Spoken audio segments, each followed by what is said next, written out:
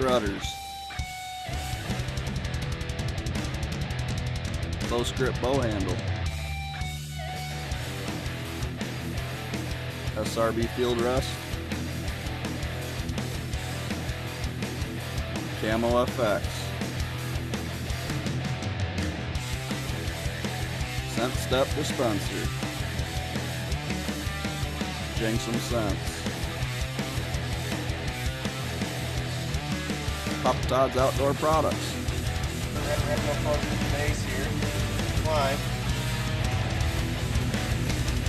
Set. Pull up. The nice part with this is it's all the tension on your heel on the front side of the stand, so as you climb. RPM Bow Fishing and Hilltop Sports. How's it going, guys? Joe from TPE.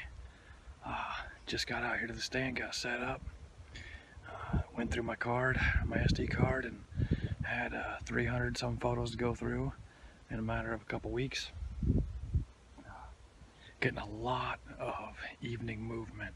Even got a good buck on camera in daylight shooting hours, and even good camera light. I got a perfect wind right now. I've got a southeast wind. You just couldn't ask for a better evening. Maybe a little bit colder. Still kind of warm here in Iowa. But I'll kind of show you my view for the night out there in the field.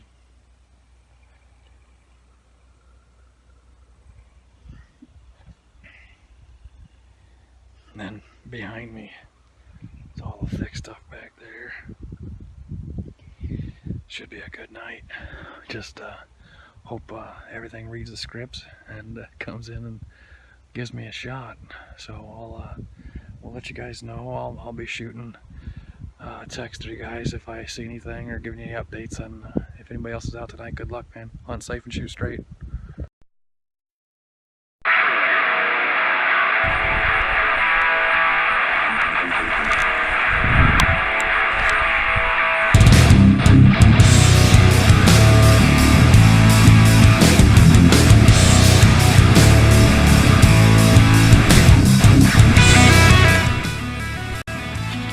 There's the arrow, boys. That's all that's left of her. Beautiful. Shot him at 15 yards. He ran 45 and dropped. Oh my goodness, boys. Wait till you see this. He's a dandy. Oh yeah. Look at that mass. Holy cow. Guys, give me 1 second here.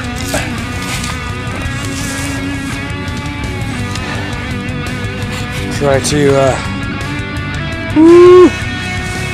Wow. Look at that thing. How's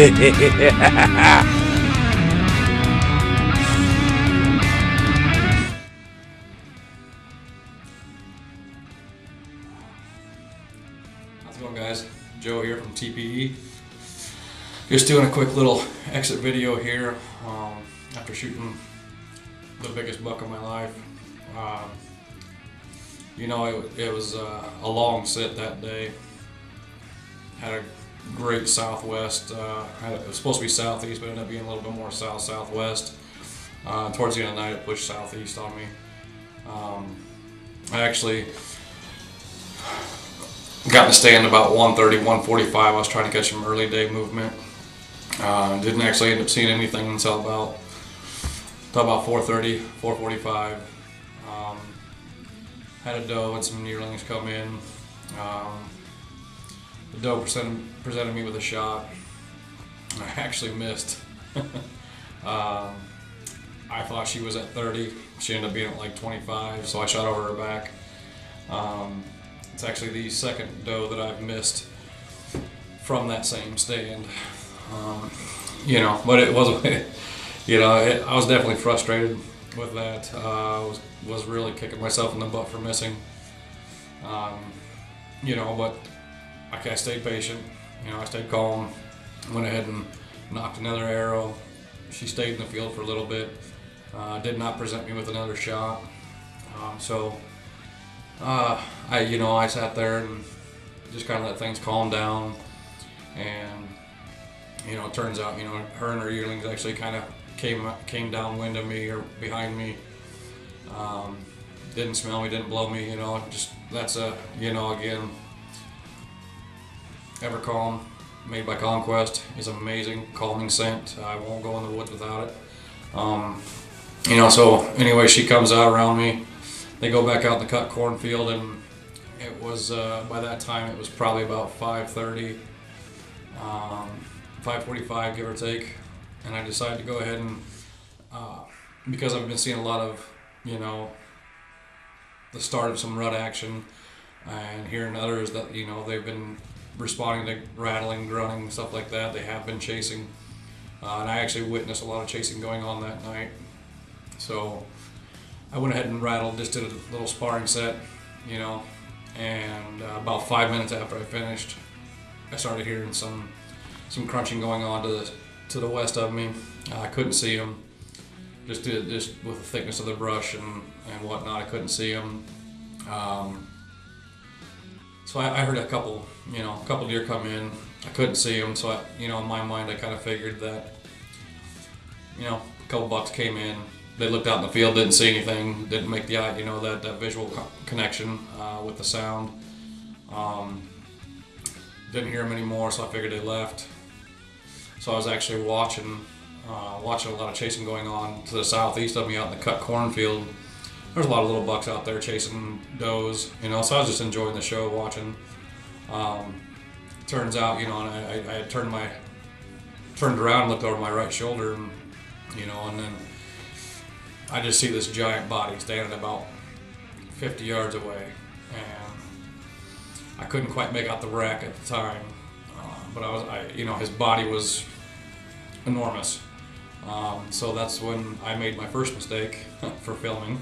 I went ahead and grabbed my bow, and then he had a little 8-point buddy that popped out with him. They started grazing in the bean field, coming my way. They were slowly making their way to me, and the one I shot, he definitely stayed behind the younger buck, and that's when knowing what I know, and all of us know that the mature ones will stay behind the younger ones. Anyways, he popped off back into the shrubs, and I couldn't see him, and my heart actually dropped. I was definitely sad when that happened. But then that's the highs and lows of hunting, man. He popped back out. He was actually standing at 25 yards, and he was quartering way too hard, and I was gonna draw, but I told myself, I'm like, nope, just calm down, just wait, be patient. And his 8-point buddy started walking again right in front of me, which then pulled him in front of me, right into my window. 15-yard shot, man, drilled him right through both shoulder blades. And that's why I shoot the 4-blade muzzies. I've never had a problem with them, complete blow through with even through both shoulder blades. And he ran about 30, 35 yards and stopped, and he stood there and he wobbled and dropped right there in my eyesight, man, and right in the bean field. And it was a huge moment for me. I've hunted really hard the last few years, trying to really focus on shooting mature bucks. It was a great experience, man, and one that I'll never forget. I've already got him back. I already dropped him off at the taxidermist and got my mold picked out yesterday. But I do have to say a big thanks to our sponsors. Camo FX for sure. My face paint helped me hide my face. And Strutters. And again, our Rack Attack, that's huge, man. TPE's Rack Attack, it's great stuff. I've had it out there since, I got it out there late August, early September, and, helped bring those bucks in, keep them coming in. they get that flavor and they love it, man. They get hooked on it. So,